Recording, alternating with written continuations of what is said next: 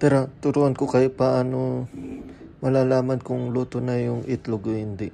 Tingnan mo, walang biyak na walang biyak sa itlog. See? Ngayon, paano natin malalaman kung luto na yung itlog o hindi? Iikot natin yan. Mabagal. Mabilis. Yung paano malalaman? Kung mabagal yung itlog, ibig sabihin, di pa yan luto. Meron pa yan liquid sa likod. Sa loob pa lang. Ito, mabilis na ikot. Ibig sabihin, luto na yun nasa loob. Wala na liquid. Paano natin malalaman?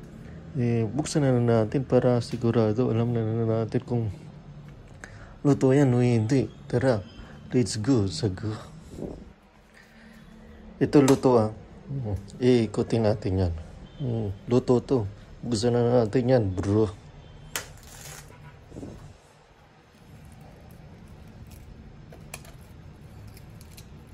Luto